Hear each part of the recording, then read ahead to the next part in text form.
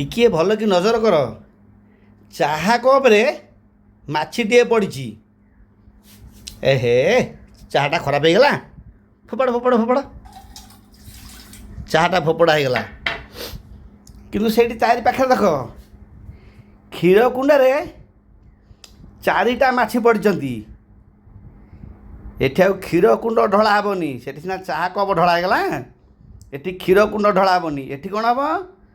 ସବୁ ମାଛି ଗୋଟିଏ ଗୋଟିଏ ବଛା ହେବ। ଏଇଠି ମାଛି ସବୁ ଗୋଟେ ଗୋଟେ ବଛା ହେଇ ଫୋପଡ଼ା ହେବ। ଦେଖୁଛ କି? ବାଛି ଦିଅ ବାଛି ଦିଅ ବାଛି ଦିଅ ବାଛି ଦିଅ। ଏଇଟା ବୁଡ଼ିଗଲା। ହଉ ବୁଡ଼ିଲେ ଘାଣ୍ଟି ଦେବା। ଆଉ କ'ଣ ମ, ବୁଡ଼ିଲେ ଘାଣ୍ଟି ଦେଲେ ସେ ତା ସାଙ୍ଗେ ଫେଟି ହେଇଯିବ, ଜଣା ପଡ଼ିବ ନାହିଁ। ଆଜି ମୁଁ ଫେରୁଥାଏ, ମୋତେ ବାଟରେ 2 ଜଣ ପଚାରିଲେ, କହିଲେ ଭାଇନା ଏଇ ଯେଉଁ ନ୍ୟାୟଟା ହେଲା ମୋତେ ପସନ୍ଦ ହେଲାନି। ମୁଁ କହିଲି କ'ଣ ହେଲା? ନା ଯାହା ବି କହିଲେ ଆମର ପସନ୍ଦ ହେଲାନି, କି ଆମ କଥା ସେଠି ରହିବ ନାହିଁ। ଆଉ କହିଲେ କ'ଣ ହେବ? ମୁଁ କହିଲି ଆରେ ନ୍ୟାୟ ହେଉଛି 2 ପ୍ରକାର। ଏକା ଭୁଲ, କିନ୍ତୁ ଗରିବ ଲୋକ ପାଇଁ ଗୋଟିଏ, ଧନୀ ଲୋକ ପାଇଁ ଗୋଟିଏ।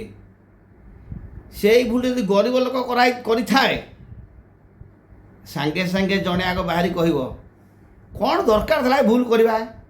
ଏ ଭୁଲ କ'ଣ, କେ ଭୁଲକୁ କ୍ଷମା ନାହିଁ ତ, ଏଇଟା ଗୁରୁତର ଭୁଲ। ତା ସାଙ୍ଗକୁ ଆଉ କିଛି ଯୋଡ଼ ଦେବେ, ଶୁଣ୍ଡି ସାକ୍ଷୀ ମାତାଲ। ସମସ୍ତେ ହୋ ହାଇ କହିବେ ଏଇଟା ଭୁଲ ଏଇଟା ଭୁଲ। ଏ ଭୁଲକୁ କେତେ ଦଣ୍ଡ, କେତେ ଜୋରିମାନା, ୟା ପାଇଁ କ'ଣ ଦରକାର? ତ ଅକ୍ଷମଣୀୟ ଭୁଲ। ଆଉ ଆକୁ ଆଉ କୌଣସି ତର୍ଜମା କିଛି ଲାଭ ନାହିଁ। ସବୁ ଯାକ ଭୁଲ, ଏଇଟା ଏକଦମ ଗୁରୁତର ଭୁଲ, ସବୁ ଭୁଲ ତାର। କିନ୍ତୁ ସେଇ ଭୁଲଟା ଯଦି ଧନୀ ଲୋକ କରିଥାଏ, ସାଙ୍ଗେ ସାଙ୍ଗେ ଲୋକ କହିବେ, ଜଣେ କହିବ ଏଇଟା କେବେ ଭୁଲ ନୁହେଁ, ଏଇଟାକୁ ମୁଁ କହୁଛି ଏଇଟା ଭୁଲ ନୁହେଁ, ଚାଲ କାହାକୁ ପଚାରିବା। ସାଙ୍ଗେ ସାଙ୍ଗେ ତା ସାଙ୍ଗରେ ଆଉ କିଛି ମିଶିଯିବେ। ଏଇଟା କେବେ ଭୁଲ ନୁହେଁ, ଆକୁ ତୁମେ ଯାହାକୁ ପଚାର, 5 ଖଣ୍ଡ ଗାଁକୁ ଯାଅ, ମଉଜାକୁ ଯାଅ, ଯାହାକୁ ଦେଖୁଛ ପଚାର, ଏଇଟା କେବେ ଭୁଲ ନୁହେଁ, ଏଇଟା ସମ୍ପୂର୍ଣ୍ଣ ଆମେ କହୁଛୁ ଠିକ୍।